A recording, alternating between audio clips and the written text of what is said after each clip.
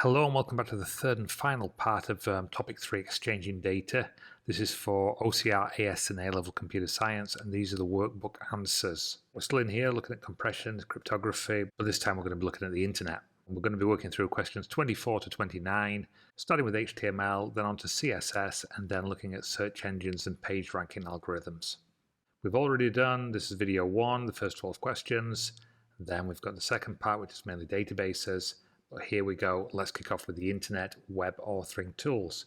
So for 15 marks, complete the table to describe the use of each of the HTML tags listed. Well, what does that mean? Well, we've got a series of HTML tags that have been put in the book that we need to define as to what actually they mean. What is HTML, first of all? Hypertext Markup Language. It is a blueprint for websites. It's a code that tells your web browser where to put things like text, images, and links to other web pages.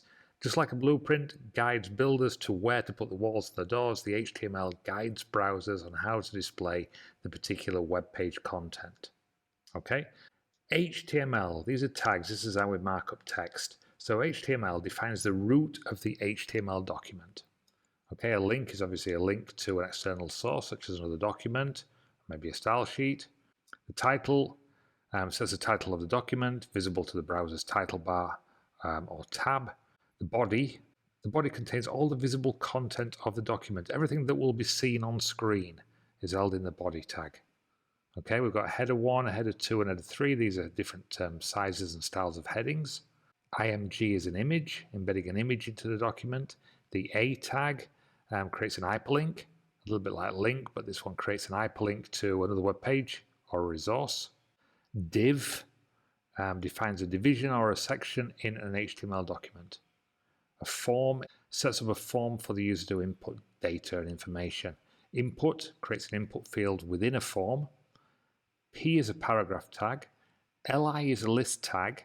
OL creates an ordered numbered list, and UL creates an unordered bulleted list. Okay. And then script embeds client-side JavaScript code within the HTML document. Okay, so they're all the tags.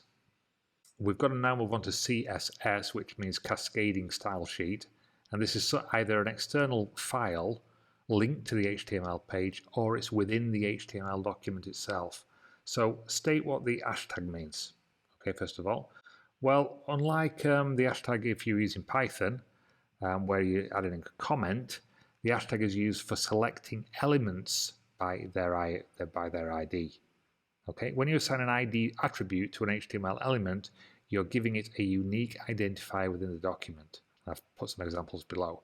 IDs must be unique. No two elements should have the same ID within the same HTML document. In cascading style sheets, you can target elements with a specific ID using the hash symbol followed by the ID value. So in this example here, suppose you have a div element with the ID main container. So I've got div ID equals main container, and then I'm going to put whatever content I want inside that main container. Okay, so hashtag, so calling up this this element, hashtag main container, and inside it is going to have a background color of light blue, and it's going to have cell padding of 20. Okay, of 20 pixels. So that's my main container where I'd put my information. Okay, and I've called the element using the hashtag. Okay, for the full stop, we use the point, or the full stop is used for selecting elements by their class. Unlike IDs, you can assign the same class attribute to multiple elements in your style sheets. Okay, so you can have several header 1s or several subheads inside a particular web page. So classes are used to group together elements that share similar characteristics or stylings. In CSS, you can target elements with a specific class using the dot symbol, followed by the class name. For example, suppose you have several P tags, paragraph elements, with the class highlight. So P class equals highlight paragraph 1, P class equals highlight paragraph 2. Okay, so highlight, in this case, if we call dot highlight, is going to have a font weight of bold and a text color of red. So both paragraph 1 and paragraph 2 following this class highlight will be in the same, will be bold, and they will be both red. Okay, so let's look at this a little bit further. Write CSS for 5 marks. Write CSS code for the following template. All headings must be Arial, point size 22, and must be dark blue.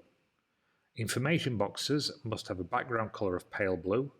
Pale blue doesn't exist in web colors, so you'd be looking at light blue.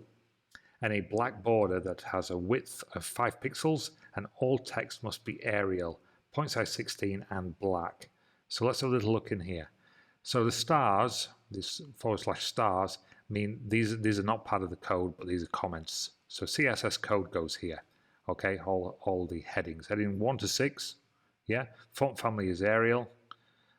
Font size is 22, and the color is dark blue. So all headings, yeah, there we go. Headings 1 to 6, Arial, 22 points, okay, 22 pixels, and the color is dark blue. And that's in, as you can see here, surrounded style sheet. As you can see, we've got the open and close brackets here to show the content of the style. Okay, so we've got the titles of the style, but the content of the style is held within these curly braces, these curly brackets. And then we move on to information boxes.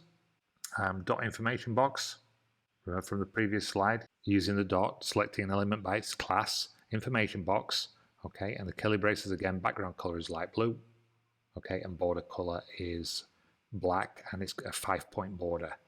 Yeah, I'll show you this in a bit more detail. And the text inside information, okay, and the box information, font family Arial, font size 16, and the color is black.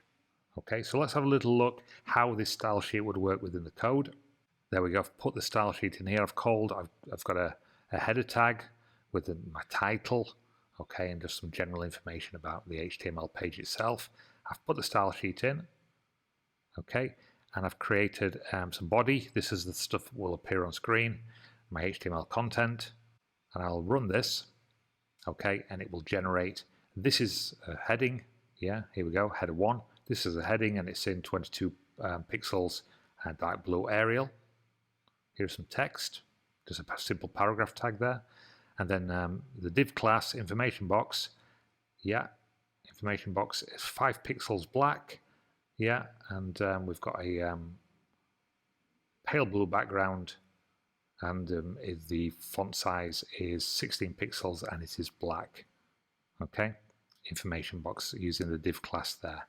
Okay, so that's how we would do that question. Okay, but all you would need is the style sheet. Okay, you don't need any of the top bit, any of the header, any of the body. You just need the style, which was held within the header, or separately. It doesn't have to be within the header.